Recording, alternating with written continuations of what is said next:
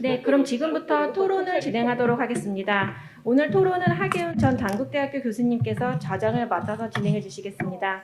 하계훈 교수님은 현재 박물관 미술관 학예사 운영위원회 위원장을 맡고 계시며 박물관 미술관 영역에서 등록 및 평가 등 활발한 활동하고 계십니다. 그럼 교수님 진행을 부탁드리겠습니다. 네, 감사합니다. 여러분 반갑습니다. 제가 오늘 사회를 맡았는데요. 지금 주어진 시간이 많지 않고 진행이 조금씩 뒤로 발표할 내용이 많으셔가지고 뒤로 조금씩 밀려가면서 저희한테 40분이 주어졌는데 여기 그 토론자 선생님 5분 그리고 여러분 보시기에 제 왼편으로는 발표자 선생님 3분이 계십니다. 그래서 8분이 40분을 소화해야 되니까 굉장히 숨차게 진행해야 될 것 같습니다. 그래서 전 좀 난감하긴 한데요. 우선 토론자 선생님 5분을 간단하게 소개해드리겠습니다. 여러분들 보시기 맨 오른쪽에 이한용 전국 선사박물관장님 오셨고요. 그 다음에 그 옆에는 김은영 전북 도립미술관장님 오셨고요. 그 다음에 이한순 홍익대학교 교수님 오셨고, 그리고 그 다음에는 이명옥 사비나미술관장님 오셨습니다. 그리고 이제 바로 제 옆으로는 박암종 디자인 코리아 뮤지엄 관장님이 오셨습니다. 여러분 보시기 왼편 3분은 이미 소개가 됐으니까 생략하고요. 그래서 그 토론 시간을 제가 4분 같은 5분을 드려야 될 것 같아요. 그래서 순서를 어떻게 미리 정하신 게 있으신가요? 네, 없으시면은 제 옆에 계시는 박암정 관장님께서 시작해 주시면 어떨까 싶습니다. 네. 네, 반갑습니다. 현재 디자인 코리아 뮤지엄 관장이면서 한국 사립박물관협회 회장을 맡고 있습니다. 오늘 3분 발표자 선생님들 말씀하신 내용 잘 들었습니다. 제가 오늘 토론자로 나온 입장에서 사립박물관협회 회장의 어떤 자격에서 좀 드려야 될 말씀이 좀 있어서 그걸 좀 감안해 주셨으면 좋겠습니다. 자, 신상철 교수님 융복합 시대의 새로운 뮤지엄의 방향성에 대해서 말씀을 해주셨고, 특히 이제 융복합적인 그 전시 기법에 대해서 상당히 의미 있다 이렇게 이제 생각을 했습니다. 그리고 이제 장인경 관장님, 지방 분권 시대에 있어서 지자체와 박물관과의 어떤 관계를 어떻게 활성화 있게 활로를 모색할 것인가에 대해서 그 아이콤에서 만든 책자를 통해서 자세하게 이제 설명을 해주셨고, 그다음에 이제 김영호 교수님은 그 뮤지엄의 선한 사회적 영향력에 대해서 이제 말씀을 해주셨는데, 지금 이제 최근에 이제 통계를 보게 되면 박물관, 미술관, 그다음에 국립, 공립, 사립, 대학 이렇게 이제 나눠봤을 때 사립박물관의 수가 332개관으로서 그 가장 많은 그 비중을 차지하고 있는데, 여기에는 이제 박물관하고 미술관하고 포함해가지고 332개관으로 되어 있습니다. 그러니까 전체 658개관 중에서 사립이 332개관, 그 중에서도 박물관이 257개관을 차지하고 있는 이런 입장에서 지금 교수님들 말씀하신 내용을 제가 한번 이제 살펴보니까 루브르 랑스 박물관, 그다음에 루브르 아부다비 박물관, 그다음에 핀란드 박물관, 헬싱키 박물관, 몬트리올 미술관, 시드니 오페라 하우스, 파리 뽕피두 센터, 빌바오 구겐하임, 그다음에 루브르 미술관, 테이트 모던, 뉴욕의 구겐하임, 뉴욕의 모마, 독일의 쿤스탈레, 파리의 갤러리 주드폼, 이런 내용들을 쭉 말씀을 하셨기 때문에 그 사립박물관 입장에서 이런 그 의문이 들지 않을 수가 없습니다. 문화적인 그 상위점을 강조하면서 융복합적인 새로운 전시 기법을 소개를 해주신 신상철 교수님 입장에서, 그러면 제가 말씀드린 대로 이렇게 사립박물관들이 굉장히 많은데, 그러면 이런 상황 속에서 사립박물관은 규모가 국공립보다는 아무래도 적기 때문에 사립박물관들이 좀 지향해야 될 새로운 그 융복합 시대의 방향성에 대해서 조금 말씀을 해주시면 좋겠고, 그다음에 장인경 관장님 같은 경우에도 소규모로 운영하는 박물관들이 지자체에 많기 때문에 지자체와 그런 박물관과의 관계 속에서 지자체가 보는 시각을 어떻게 바꿔야 되겠고, 그다음에 사립박물관들은 어떤 노력을 하면 좋을지 좀 그런 부분에 대해서 말씀을 좀 해주시고, 그다음에 김영호 교수님이 소개해 주신 저널리스트 레베카 칼슨의 주장과 5가지의 박물관 역할이 굉장히 의미 있게 와 닿았습니다. 그것은 아마 실제적으로 박물관들을 많이 두루두루 섭렵한 그 결과 5가지의 어떤 역할을 추출하지 않았나 하는 생각이 드는데 굉장히 공감되는 내용이고, 근데 이것은 상당한 개론적인 그런 입장에서 공감이 되지만 강론으로 들어가면 아까 맨 마지막에 말씀하신 바 마찬가지로 사립박물관이 갖고 있는 상당한 애로사항들이 있는데, 지금 이 시대의 사립박물관들이 가장 먼저 우선적으로 어떠한 부분에 노력을 좀 하는 게 좋을지, 이런 부분에 대해서 좀 갖고 계신 의견이 있으면 좀 말씀을 해주셨으면 좋겠습니다.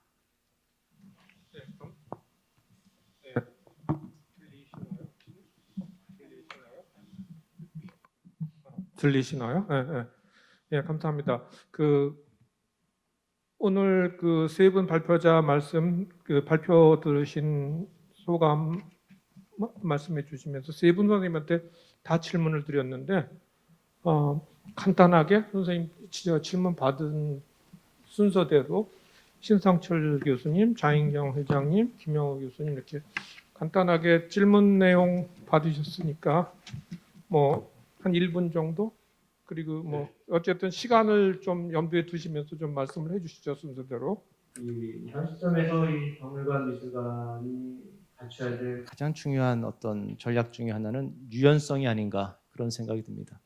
문화 환경이 빠르게 이제 변화하고 있는데 사실은 규모가 작을수록 거기에 적응하는 대응력이 훨씬 더 신속하게 이루어질 수 있다는 점에서 이 사립기관의 장점이 거기서 나올 수 있지 않을까, 그런 생각이 들고, 제가 루브르 랭스 사례에서도 말씀을 드렸는데 점차 상설전과 기획전의 구분이 사라지고 있다는 점, 이 점도 충분히 사립박물관의 기관에서 고려해야 될 그런 어떤 운영 방식이 아닌가, 이런 생각이 들고요.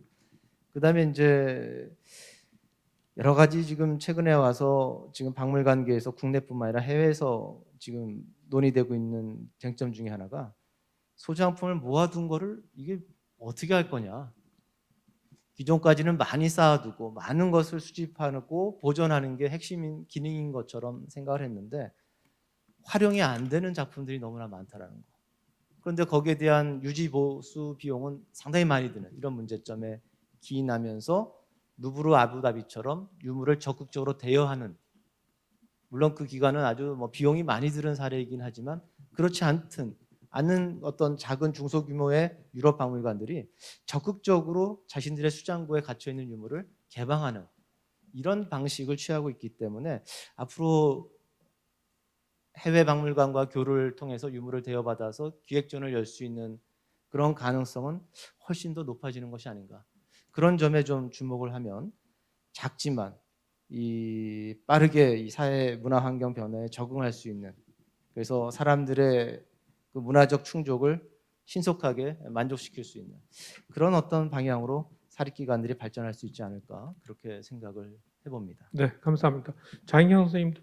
네, 질문 감사합니다. 지자체와 사립박물관의 관계, 일단 신뢰가 없죠. 지금 우리나라에서는 신뢰가 없고 지자체에서는 이제 민원을 항상 제기하는 대로만 생각을 하고 있고, 그리고 사실 전 세계를 봐도 한국같이 사립박물관에 이렇게 돈을 지원하는 데가 없습니다. 그냥 캐시를.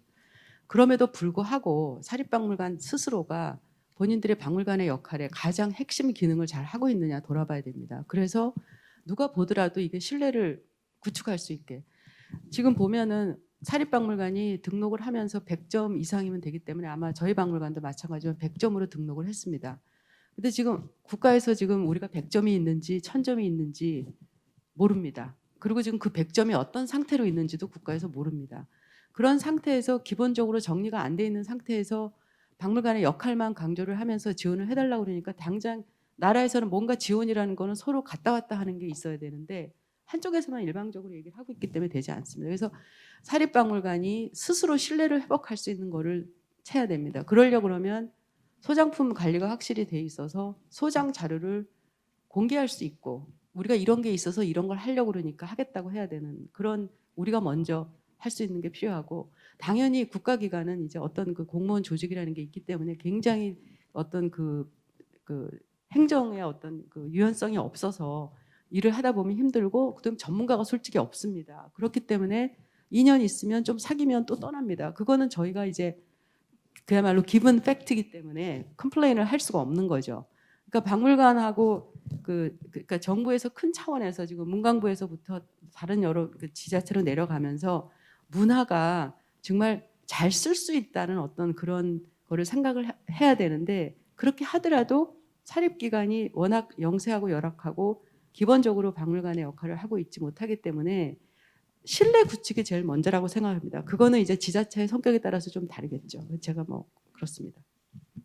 네, 감사합니다. 김영호 선생님도.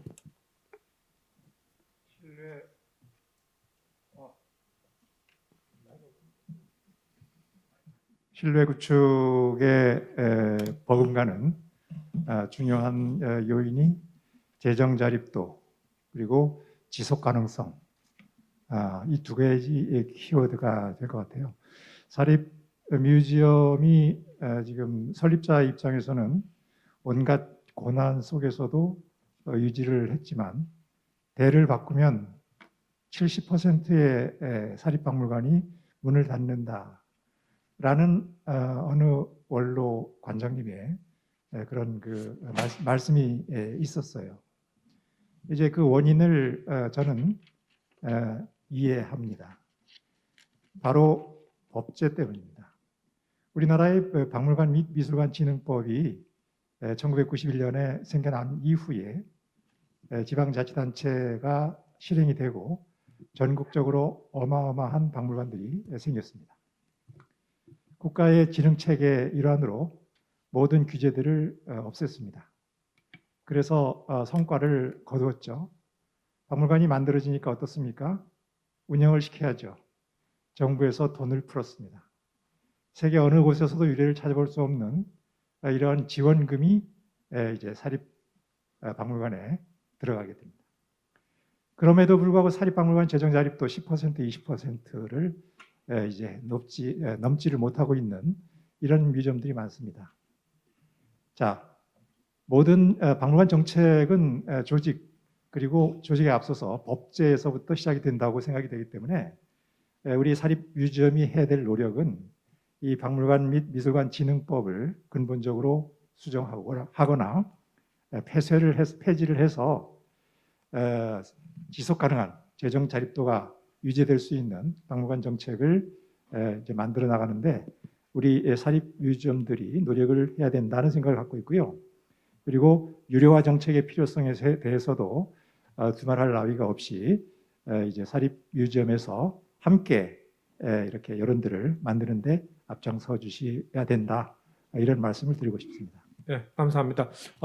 처음 토론해주신 박암정 한국사립박물관 협회장께서 질문을 여러 개 해주셔가지고 제가 어쩔 수 없이 진행을 이렇게 하는데 이게 이제 저희가 주어진 여건 안에서 이런 식으로 진행을 하면 굉장히 시간이 많이 갈 것 같아서 앞으로 토론자 선생님들께서는 아까 드린 시간 안에서 좀 안배를 하면서 만약에 질문이 이 이외에 나오면 모아서 나중에 뒷부분에 가서 하나로 묶어가지고 하는 걸로 이렇게 진행을 하겠습니다. 그리고 이제 아마 저희 지금 이 행사가 유튜브로 생중계되고 있나요? 뭐 이제 그런 것 같은데 그래서 이 토론의 끝부분에 유튜브를 통해서 질문이 올라오는 게 있으면 그거를 제가 전달 받아가지고 답변을 원하는 선생님들한테 조금씩 이렇게 질문을 제가 대신 유튜브 시청자를 대신해서 질문을 드리는 그런 시간을 좀 갖도록 하겠습니다.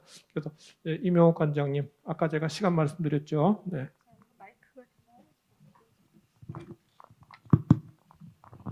네, 안녕하세요. 저 사비나 미술관 이명옥 관장입니다.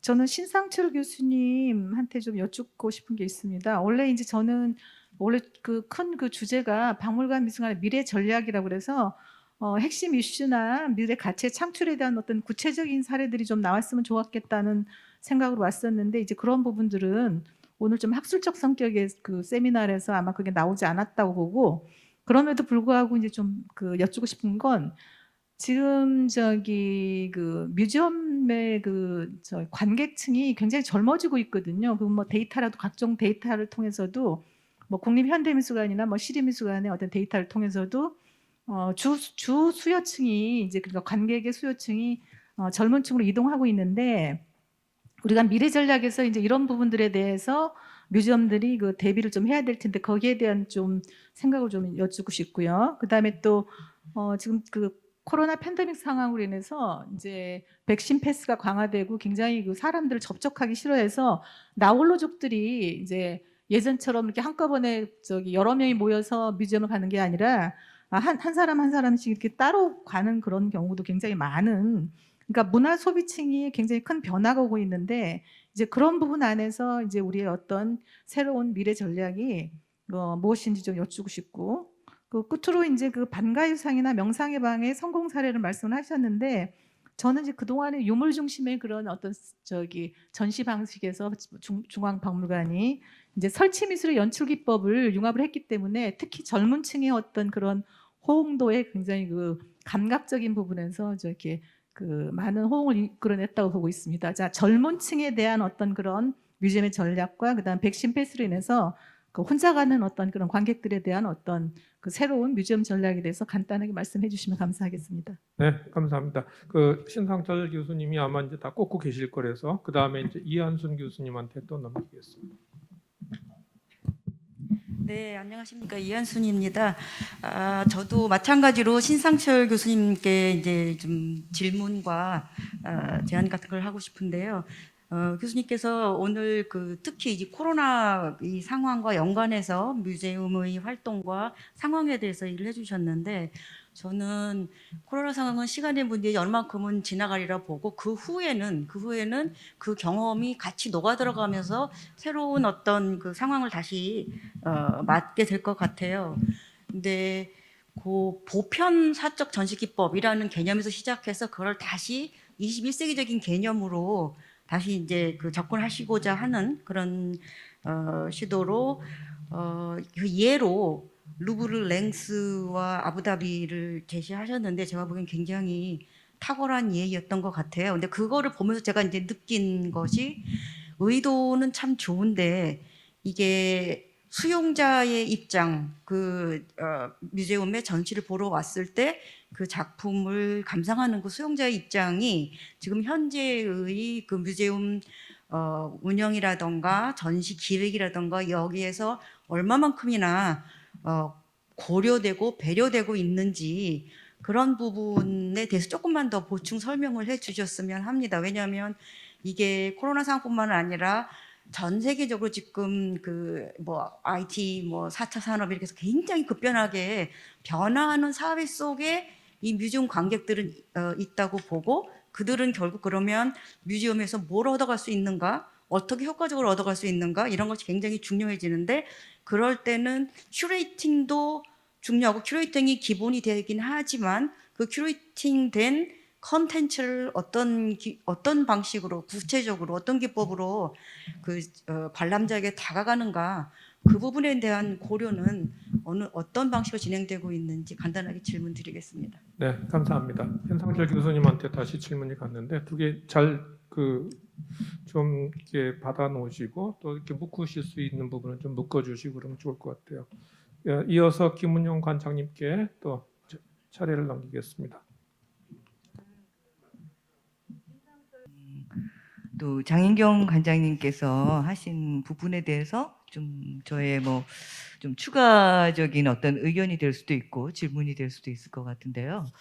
우선 그 아까 그 융복합 시대의 어떤 새로운 그 보편사적인 전시법에 대한 그런 이제 그 사례를 이제 발표해 주셨는데 굉장히 흥미롭고 또 지금 뭐 이건희 컬렉션을 중심으로 한 미술관이 지금 논의되고 있는 상태에서 어떤 좀 그 시의성 있는 또 방향을 또 제시해 주는 것도 같습니다. 근데 또 한편으로는 저는 이제 쭉 그 미술관 쪽에서 종사해 왔기 때문에 미술관 분야에서는 이미 뭐 한 10여 년 전부터 상당히 이제 단편적으로 이러한 시기에 뭐 근대 역사 유물과 아주 컨템포러리한 현대 미술을 같이 전시하고 어떤 그걸 굉장히 조망하는 어떤 그런 방식의 전시 기법적인 측면에서는 또 굉장히 많이 사실은 좀 뭐 상당히 또 좀 많이 알려져 왔고 실제로 그 시행이 되어 왔다고 보는데요.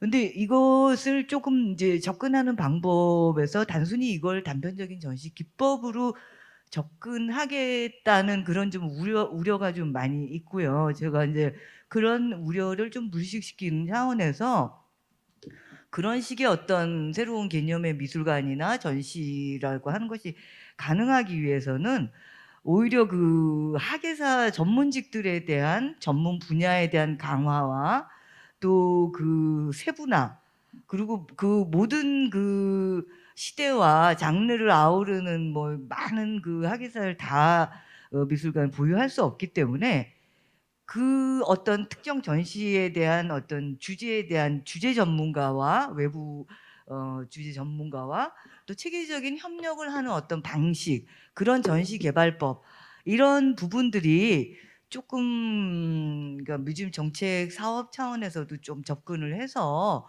이것이 빠른 시간 안에 좀 학예 그 뮤지엄의 어떤 전시를 기획하는 학예사들이나 이런 쪽에 어떤 교육이 필요하다고 느껴지는데요.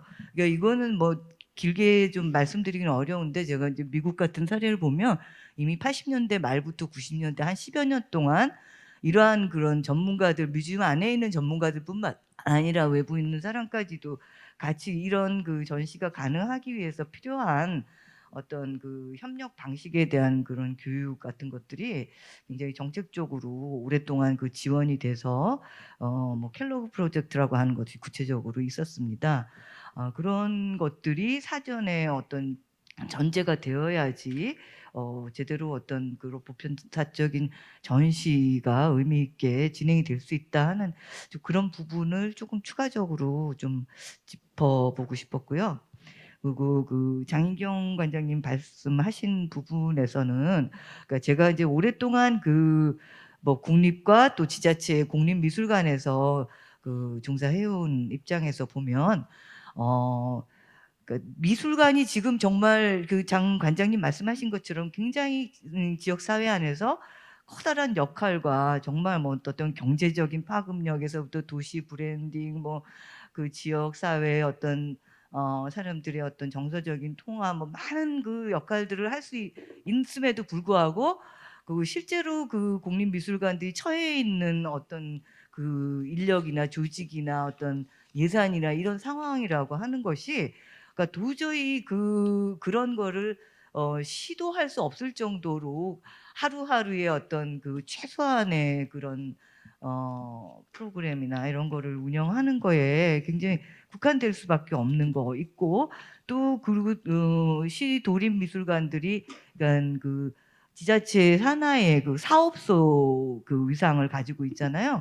그러니까 이것이 근본적으로 사업소가 아닌 어떤 기관 정도 차원으로 좀 격상을 하려고 해도 그것이 우리나라의 어떤 행안부에서 어떤 규정상으로 그것이 그 사업소를 넘어서지 못하게 하는 어떤 근본적인 어떤 한계를 또 가지고 있는 부분들이 있거든요.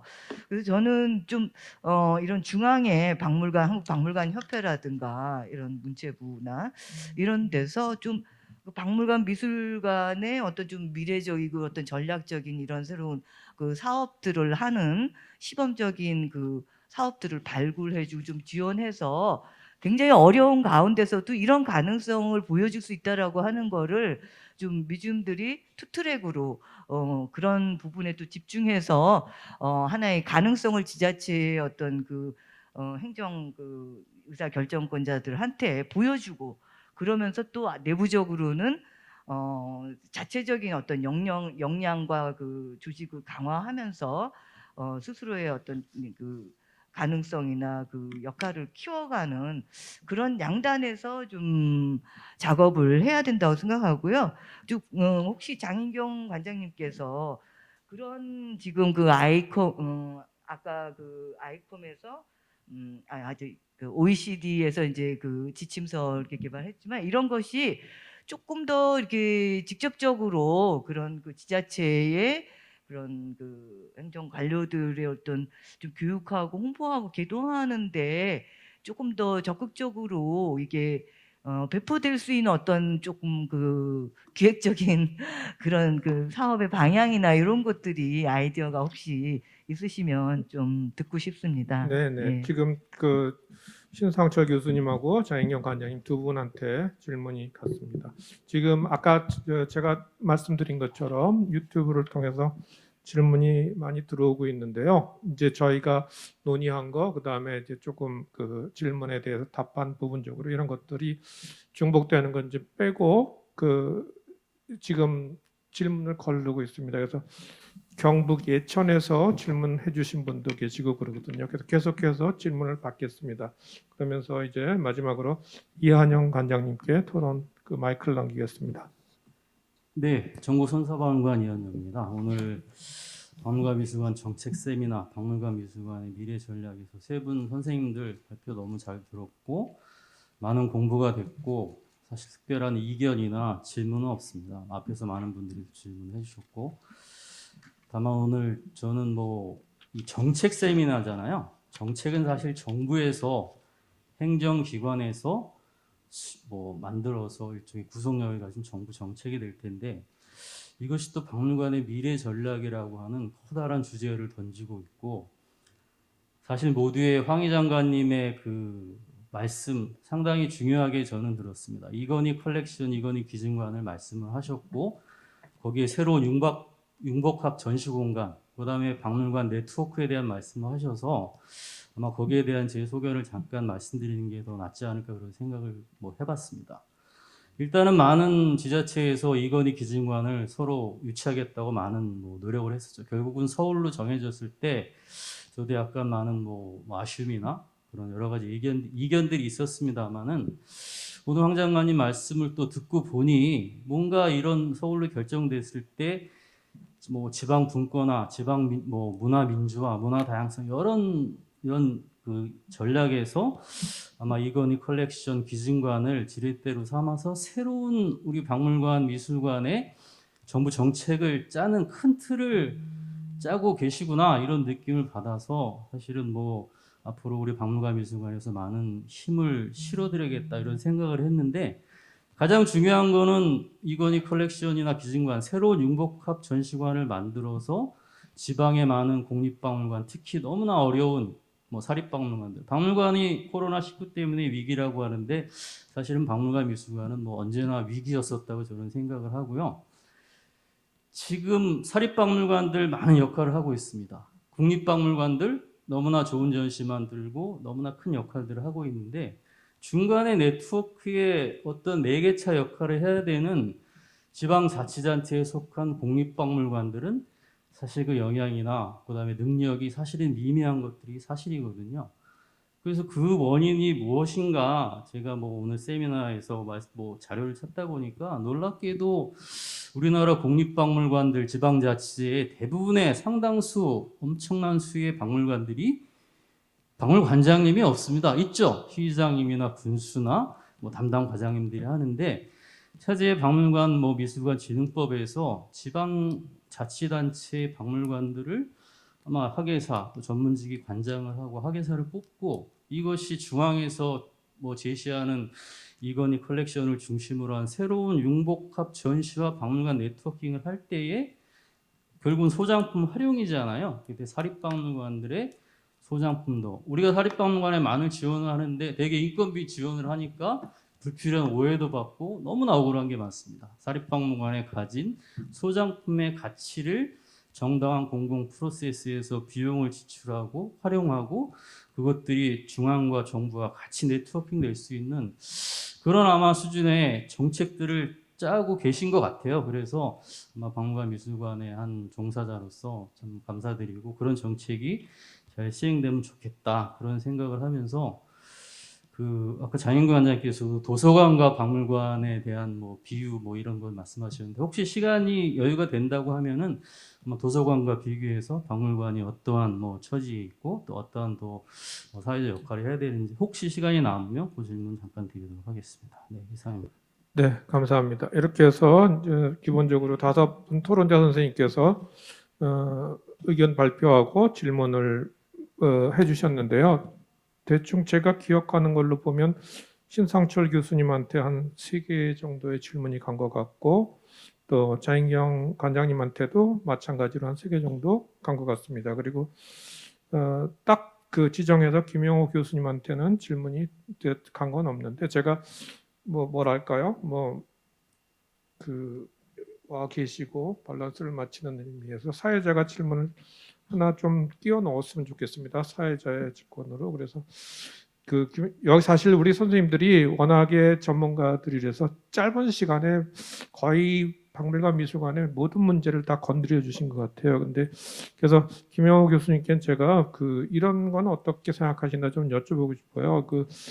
그 박물관들이 이제 재정의 문제도 사실 굉장히 풀기 어려운 숙제잖아요. 그런데 외국 같은 데 보면은 좀 재정 관리에 있어서 좀 공격적인 투자를 한다든지 뭐 적극적으로 그 재정 지원을 받도록 한다든지 기업체란 이런 데서 근데 우리가 이제 그런 것들을 검토하는 건 어떻게 생각하시는지 그걸 좀 질문으로 여쭤보고 싶어요. 그래서 지금 이제 질문이 막 갔기 때문에 선생님한테 시간을 드리고 신상철 교수님, 그 다음에 그 두 번째로 자인경 관장님 그리고 김영호 선생님께서 답을 간단하게 해주시면 그 다음에 이제 제가 여기 그 유튜브에서 온 질문을 질문을 같이 넘길까요? 지금 현재 와 있는 질문 중에서는 예천 박물관에 계시는 선생님이 성함 제가 그냥 조 선생님이라고 하겠습니다. 근무하시는 분인 것 같은데 자인경 관장님께 지방자치단체는 뮤지엄을 지역 관광 자원의 일부분으로 보고 관광과 연계한 정책을 만드는 것에 초점을 두는 것으로 보이는데요. 여기서 뮤지엄 고유의 역할을 부각할 수 있는 방법은 뭐라고 보시는지요? 이렇게 질문이 왔어요. 이걸 제가 넘겨드릴게요. 질문지를. 네. 그래서 한번 그 신상철 교수님 답하는 동안에 생각해 보시고요. 그래서 그런 순서대로 하고 그 다음에 이제 플로어에서도 혹시 질문이 있으면 제가 받는 걸로 하고 그다음에 여기 선생님들 중에서 어떤 제가 지금 보시다시피 시간을 막 이렇게 조이고 있지 않습니까? 그래서 난 미처 이거 얘기하고 싶었는데 못했다 이런 분들한테 좀 기회를 드리는 그런 식으로 진행하겠습니다. 신상철 교수님.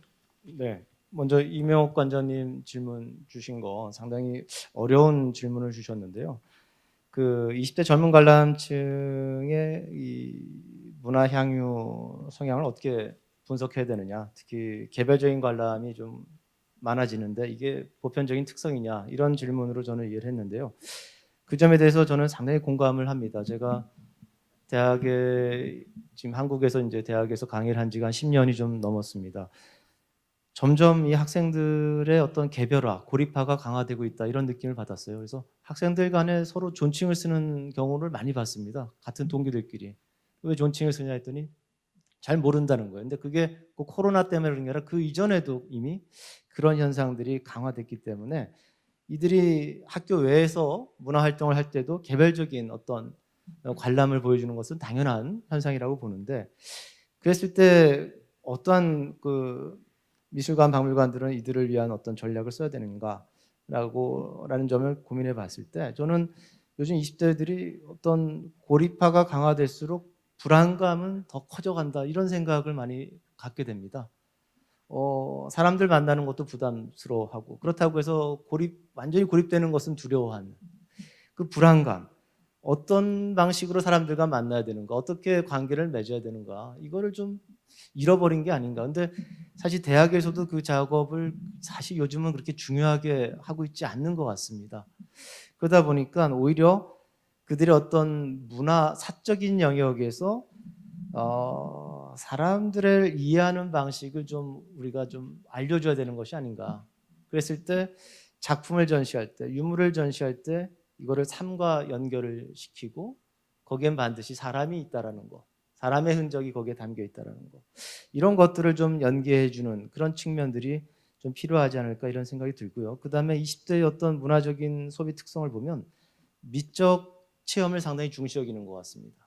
배우자고 하는 욕구도 강하지만 뭔가 미적인 즐거움을 줄 수 있는 그런 공간에 있는 거, 뭔가 텍스트를 읽는 것보다는 시각적인 이미지를 통해서 어떤 정서적인 즐거움을 얻는 이런 경험을 상당히 중요하게 보기 때문에 그 점을 우리가 충분히 반영을 해야 되지 않을까 그런 생각이 듭니다.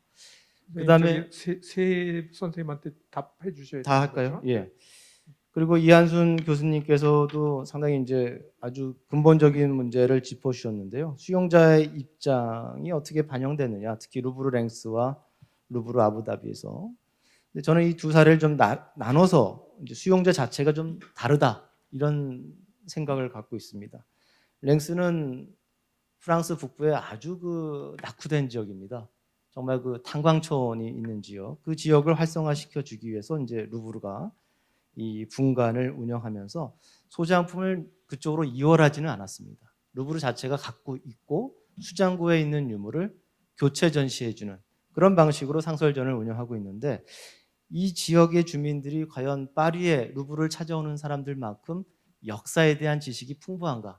아마 그렇게 설정하지는 않았던 것 같아요. 그렇기 때문에 하나의 어떤 커다란 갤러리 형태를 만들어가지고 산책을 하듯이 걸어가면서 문명의 변화를 자연스럽게 습득하는 그런 어떤 감각적인 경험을 주는 것에 더 중점을 둔 것이 아닌가 이런 생각이 들고요.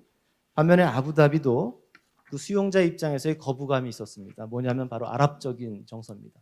처음에 루브르와 아부다비 관광청이 주도해서 이 새로운 뮤지엄을 건립을 했을 때 당시 아랍 그 종교 계열에서 이 기독교 성서화를 과연 여기서 전시해도 되는가? 여성 누드와 또 프랑스 혁명과 관련된 들라크로의 그림 이런 것들이 과연 수용될 수 있느냐? 여기에 대한 문제 제기를 많이 했다고 합니다. 그래서 이 프랑스 문화부 측에서 루브르뿐만 아니라 11개의 프랑스 국립박물관을 여기 프로젝트에 개입을 시킵니다. 그래서 김해박물관이라든가 또 다른 오르세 미술관이라든가 뽕필 센터 이러한 다양한 장르로 영역을 확장시켜가지고 유럽과 다른 문명권에 있는 사람들도 그 컬렉션을 쉽게 받아들일 수 있는 방법이 뭘까? 그걸 찾아낸 방식이 바로 문명의 발전 과정. 처음에 문자가 만들어지는 과정, 도시가 만들어지고 또 교역을 하고 그러면서 성장하는.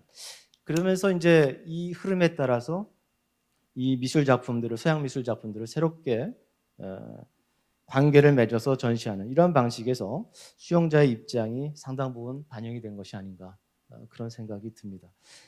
그리고 마지막 이제 김은영 관장님께서 말씀하신 이 장르 융복합이라는 것이 관람자뿐만 아니라 그것을 만드는 사람한테도 필요한 어떤 분야가 아닌가라는 그 지적에 대해서 저는 전적으로 공감을 합니다.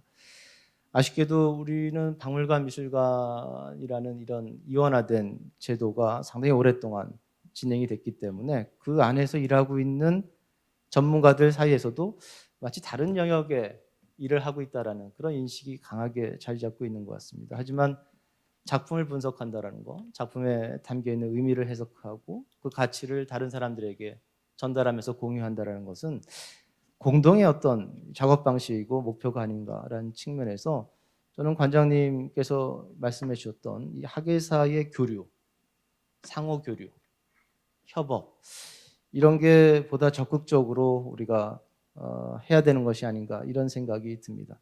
융복합 전시라는 것은 저는 아까도 말씀을 드렸지만 일반 대중들을 위해서도 필요하고 그 사람들에게 많은 어떤 영감을 줄 수 있는 역할을 한다라는 것을 저는 이제 강조하지만 또 중요한 것은 현장에 있는 사람들입니다.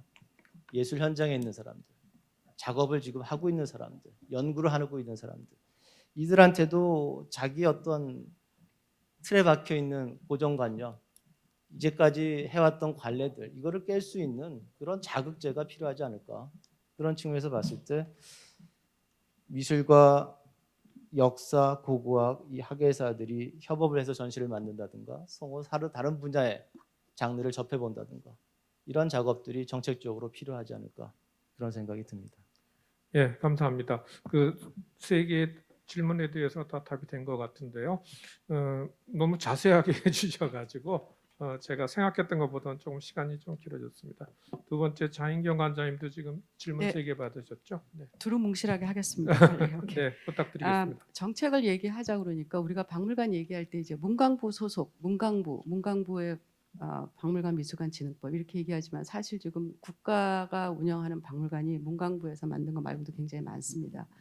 더구나 이제 과학관 같은 경우는 그 또 다른 부서에서 하고요. 그래서 지금 이제 우리 신상 선생님 말씀하신 것 같이 우리가 지금 융복합 이런 얘기를 하고 우리가 박물관의 사회적 역할을 얘기할 때 문화를 해석할 때 융복합 전시뿐만 아니라 문화를 융복합적으로 바라봤을 때 이런 우리가 지금 박물관 미술관 진흥법이라는 이런 거기에서 서로 반목을 하고 너는 나랑 달라 이렇게 해서 전문가 사이에 전문가 집단의 연대가 형성되지를 않습니다. 그래서 그거는 여러 가지 뭐 복합적인 이유가 있기 때문에 제가 말씀드릴 수는 없지만 그래서 그런 게 가장 크고 지금 아까 우리 그 김은영 관장님께서 말씀하신 대로 행정부의 어떤 공무원 조직법에 의해서 그 박물관이 특히 지자체에서 그 위치를 제대로 갖고 있지 못하다는 거 그것도 어떻게 보면은 우리가 연대를 똘똘해서 그거를 이렇게 할 수 있는 시간이 걸리겠지만 그래서 제 생각에는 박물관 협회나 아이콘 코리아나 이런 집단들도 그렇지만 지금 우리가 한국에서 지금 8,000명이 넘는 학예사 자격증을 수재한 자들이 있는 걸로 알고 있습니다. 그런 분들이 어떻게 활동을 하고 있는지 그런 분들이 실제로 박물관 현장에서 일을 하는지 그래서 그런 어떤 연대가 있어야 된다. 그거를 제가 말씀드리고 싶고요. 그다음에 그런 연대가 있을 때 우리가 박물관에 대한 어떤 그 담론을 얘기를 할 수 있는데 그렇지 않으면은 계속해서 이게 불련되는 것밖에 되지를 않는 것 같습니다. 그리고 지금 예천박물관에 조용호 선생님께서 말씀하셨는데 그래도 지자체에서 박물관을 문화관광 자원이라고 인정을 하고 계속 끼워주는 거는 전 참 바람직하다고 생각합니다. 어쨌든 그랬을 경우에 박물관에서 수입이 늘어날 수가 있고 그렇지만 이제 박물관의 고유의 역할이 뭐냐 이거는 지금 우리가 박물관의 고유의 역할을 얘기하면 갑자기 빗장을 닫고 문을 닫는 그런 생각이 듭니다. 왜냐하면 박물관은 자료를 보존해야 되고 뭐 옛날 유물을 전시하고 어떤 굉장히 과거지향적인데 우리가 고유의 역할을 부각할 수 있으려면은 박물관이 지금 여기 예천 박물관이라고 하면 예천이라는 그 도시의 과거뿐만 아니라 지금 현재 예천 시민하고 어떤 관계가 있나 이런 거를 적극적으로 보여주는 거를 기획을 하면은 박물관의 교육 역할을 더 부각시킬 수 있고 근데 당연히 이런 게 다 돈이 들고 또 지원이 있어야 되고 재정 지원이 있어야 되는 게 있죠. 그렇지만 또 한편으로는 우리 박물관에 있는 사람들이 학예사들이 그 좀 시각을 굉장히 다르게 봐야 될 게 있을 것 같아요. 우리가 각자 전공이 다 다르고 배경이 다르지만은 우리가 그 배경을 다 가지고 같이 모아서 박물관 내부에서도 협업이 어려운 경우가 굉장히 많거든요. 그래서 스스로 역량을 개발하고 벽을 부수는 이런 역할이 해야지 우리가 박물관 역할을 부각할 수 있다고 생각합니다. 지금 죄송합니다. 지금 시간이 없지만 지금 아이콤에서 박물관 정의 개정 작업을 다시 하고 있습니다. 우리가 지금 알고 있는 거는 2007년도입니다. 결국 2007년도에 나온 아이콤 박물관 정의가 지금 현 시대에 전혀 맞지 않다. 그래서 지금 그 개정 작업을 하고 있는데 여러분도 관심을 가져주시고 내년 프라하대에서 새로운 박물관 정의가 나올 텐데 결국에는 우리가 콜렉션으로 시작해서 콜렉션의 목적이었다면은 지금은 사회가 목적입니다. 우리가 대상이 사람으로 생각을 해야 됩니다. 우리가 그전에는 물건을 갖고 생각했어요. 박물관의 고유한 역할이 물건을 잘 보존하는 거. 그렇지만 지금은 박물관의 역할이 사람 중심으로 바뀌고 있습니다. 그래서 그런 어떤 그 새로운 트렌드라든가 흐름을 박물관들이 어느 정말 시골에 있던지 간에 다 우리가 알아야 될 필요가 있습니다. 그리고 도서관 얘기는 제가 다음 기회에 하겠습니다. 지금 도서관. 감사합니다.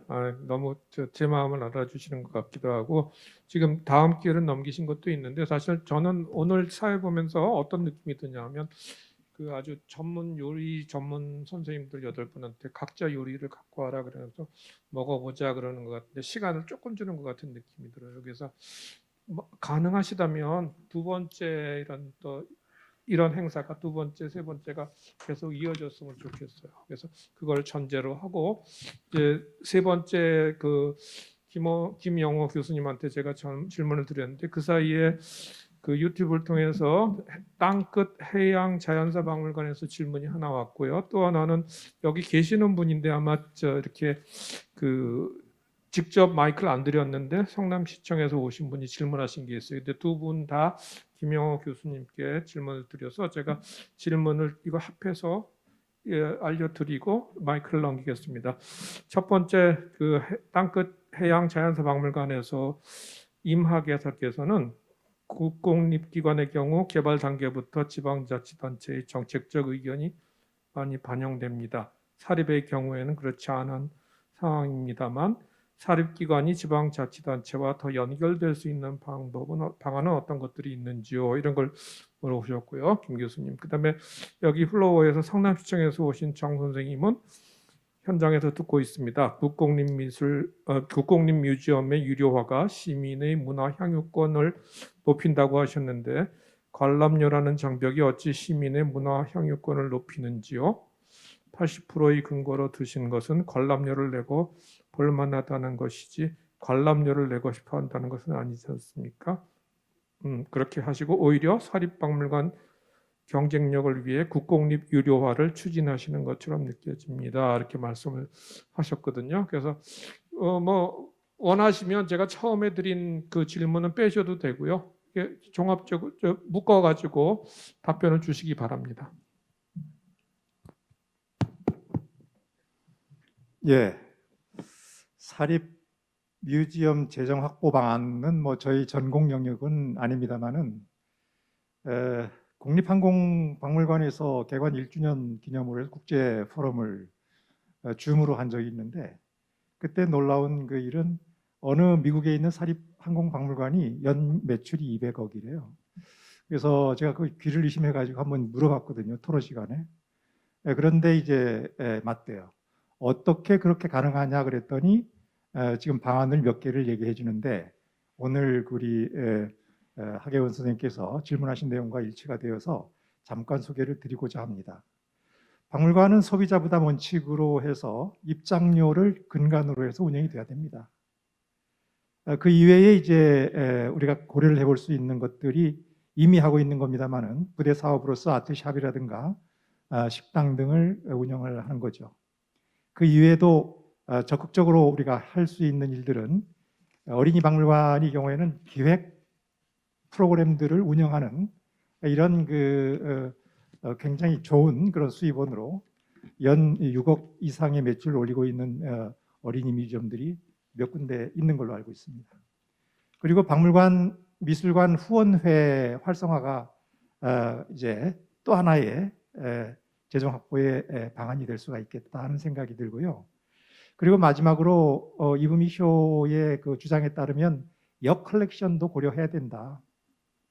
박물관은 항상 그 작품을 구입하는 곳만이 아니라 박물관이 가지고 있는 미술관이 가지고 있는 이 미술품들, 유물들을 역 컬렉션으로 어쨌든 지금까지 규정대로 따르면 뮤지엄은 삼키고 배설하지 않는 기관이잖아요.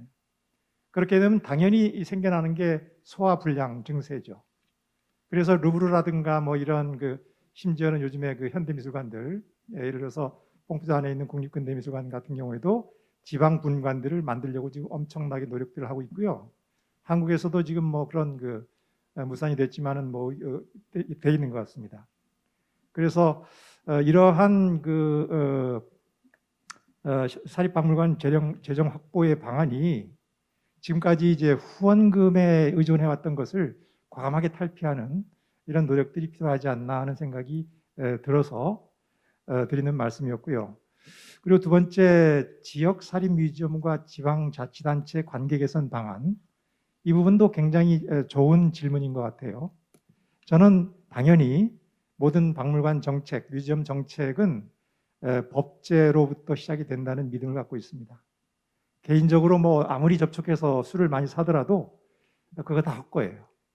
일단은 지역문화진흥법을 제대로 활용하시면 됩니다라는 말씀을 드리고 싶은 거죠. 2014년에 몇 년 전입니다. 드디어 이제 지역문화진흥법이 만들어졌어요.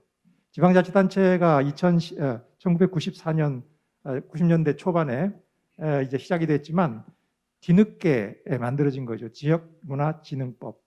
여기 보면은 해결 방안들이 아주 정말 시원하게 명시가 되어 있습니다. 문화체육관광부에서 지역문화 활성화를 위해서 해야 될 일들이 아주 자세하게 명기가 되어 있어요. 이 법을 만든 분들이 현실 박물관 정책, 현실 박물관 정치를 굉장히 이해하시는 분들이 작업했다는 생각이 들 정도예요. 사업 결과가 5년 동안 이제 한 마디로 진행이 되게 돼 있고 그 평가까지 의무화 강제 조항으로 나와 있는 모습을 보면서 지역문화진흥법을 활용을 하시라 하는 말씀을 드리고 싶습니다. 그리고 마지막으로 국공립 유료화가 시민 향수권 높이는데 과연 기여를 해왔느냐라는 질문입니다. 이것도 마찬가지로요. 저 오해가 이제 있는 부분들이 많습니다. 20년 전에 그 정부가 국공립 미술관들, 박물관들을 대상으로 해서 유료화 정책을 실시한 이후에 수많은 연구조사들이 나왔는데요. 시민들 전체의 그 소위 박물관 방문 횟수가 높아진 것이 아니라 특수 계층의 사람들이 중복 방문을 한다는 이런 우리가 알 수 없는 지금까지 미처 알지 못했던 이런 그 결과 보고서들이 좀 나와 있습니다. 그러니까 매니아들이 계속해서 횟수를 빈도수를 높인다는 얘기죠. 그리고 저쪽 보세요. 국립민속박물관 앞에 보면 버스들이 대형 버스들이 뭐 엄청나게 세워져 있죠. 그 주차장 안에도 보면은요. 중국 관광객들이 여행객들이 와서 이제 박물관들을 한 바퀴 이렇게 관람을 하고 나갑니다. 그러니까 무료화 정책에 의해서 나타나는 현상이 국민들 전체의 문화향수권을 신장하는 방향으로 가지 못하고 있다는 사실들이 이제 새롭게 나타나고 있는 거죠. 그래서 모든 우리 국민들에게 공통적으로 문화의 기회를, 향유 기회를 높이자고 했던 이런 법제가 이제 개선될 시기가 되었지 않는가라는 생각을 이런 식으로 답변을 드리고 싶습니다. 네, 감사합니다. 지금 그 5분의 토론자 선생님과 3분의 발표자 선생님의 그 말씀을 다 듣고 또 질의응답도 듣고 그 사이에 이제 유튜브에서 온 질문에 대한 답도 하고 이 청중들 사이에서 올라온 그 질문에 대해서도 답을 드렸습니다. 그래서 이제 어느 정도 토론의 그 깊이를 좀 더해가고 있는 것 같은데 이제 예정된 시간이 있어가지고 더 이상 길게 하긴 좀 어렵고요. 그래서 아까 말씀드린 것처럼 아쉽지만 조금 더 다음 기회에 2번째 토론회 같은 걸 가질 수 있으면 좋겠다는 생각을 하고요. 제가 어떻게 맞춰야 될지 모르겠지만 혹시 그 전에 아까 말씀드린 것처럼 여기 8분 선생님들 중에서 저 시간에 쫓겨서 요 말을 좀 못했다. 나한테 마이크를 좀 달라 하시. 네, 저기 끝에 이한용 관장님 잠깐 드리겠습니다. 네, 전국 선사박물관 이한용입니다. 아까 그 장윤경 원장님한테 도서관 말씀을 드렸던 것은 지금 현재 많은 문제가 되고 있는 박물관 그 미술관 진흥법에 박물관은 학예사를 둘 수 있다라고 하는 그 규정과 관련해서 도서관들은 사서를 둬야 된다고 장소 규모에 맞게 그 말씀을 한번 같이 좀 나눠볼까 해서 드렸는데 김영호 교수님 말씀에 전적으로 동의합니다. 박물관 정책은 법제와 법령으로 돼야 되고 학예사들이 많은 네트워크를 하고 노력을 해야 되는데 학예사가 없어요, 박물관에. 그렇기 때문에 이번 뭐 박물관 정책을 새로 세우고 여러 가지 미래 전략을 짜는 입장의 첫 걸음은 아까 8,000명이 양성돼 있는 우리 학예사들이 각각의 여러 지방자치단체 여러 가지 또 국공립박물관에서 학예사로서 일할 수 있는 환경을 만들어주면은 우리가 지금 고민하고 있는 여러 가지 문제들이 뭐 시간의 문제지 차근차근히 해결될 수 있다 그런 생각이 들어서 아마 그 뭐라 그럴까 현장의 목소리를 전달하는 입장에서 한 말씀 드렸습니다. 이상입니다. 네, 감사합니다. 자인경 선생님. 그 학예사 제도에 대해서 제가 사서 제도는 자세히 알지 못하지만 우리가 사서를 얘기하면 아마 그냥 사서라는 자격증이 굉장히 인지도가 있고 이렇게 존중을 받는 것 같아요. 근데 학예사를 얘기하면 그냥 사립에 있어야 되기 때문에 만든 제도이기 때문에 이게 학예사라는 제도가 그렇게 가치가 있지가 않습니다. 그냥 지금 직장을 구하기 위한 증같이 지금 돼 있고요. 그래서 그게 근본적으로 차이가 나기 때문에 지금 국립기관에서는 학예사 자격증을 이제 취득하시는 분들도 있지만 사실 국립기관에 들어갈 때 학예사 자격증이 있어야 되는 게 전혀 아니거든요. 그래서 이게 지금 우리 김영호 교수님 말씀대로 법에서 한번 이렇게 만들어지면 이게 우리가 시간이 지나면서 우리가 생각하지 못한 파생효과를 낳으면서 이게 지금 한번 다시 정말 진단을 해봐야 되는 거라고 생각을 합니다. 그래서 학예사라고 왔는데 사실은 전시를 만든다거나 어떤 그런 능력이 있다든가 아니면 무슨 프로그램을 한다든가 전문성이 전혀 없는 경우가 굉장히 많거든요. 그래서 그런 거는 저희가 좀 더 네, 충분히 공감하고요. 지금 자격증으로서의 학예사 말씀드린 게 아니라 어떠한 박물관, 공립박물관, 특히 지방자치의 공립박물관의 직업, 정규직 직원으로서의 학예사 그거를 말씀드린 거니까 지금 말씀하신 학예사 자격증이랑은 약간 뭐 무슨 말씀인지 충분히 근데 이해했습니다. 그 증하고 그 직하고의 다른 점이 있기 때문에 저희가 네, 이렇게 같이 저는- 연대하는 게 참 어려운 것 두 같아요. 선생님 말씀 잘 알아들었어요. 그래서 더 확대되기 전에 제가 마이크를 빼앗았습니다. 그래서 지금 아까 잠깐 말씀드린 것처럼 8분 선생님께서 너무 풍성하게 그 주제에 관련된 말씀들을 해주셨어요. 그래가지고 사실상 거의 저희가 터치 안 한 부분이 없다고 생각하거든요. 박물관 미술관의 미래 전략 이런 거에 관해서. 근데 다만 아쉬운 거는 이제 그 형식상의 시간적 제한이나 뭐 이런 거죠. 그래서 대충 이 정도에서 일단은 마무리를 하면서 저는 개인적으로 아까 나온 그 키워드 중에 이건희 컬렉션이라는 말이 잠깐 한두 번 나왔는데 그거에 대해서 얘기가 안 된 게 조금 미진하다는 생각이 드는데 그런 의미에서도 이런 비슷한 토론이 다시 두 번째, 세 번째 이어졌으면 좋겠다라는 희망을 표현하면서 오늘 8분 선생님들 수고 많으셨는데 일단 이걸로 마치는 걸로 하겠습니다. 감사합니다. 네, 감사합니다. 오늘 유익한 발표와 토론에 참여해주신 모든 분들께 감사의 말씀드립니다. 또한 2021년 박물관 미술관 정책 세미나에 온라인으로 함께해주신 시청자 여러분께 감사드립니다. 이것으로 오늘 행사를 마치겠습니다. 감사합니다.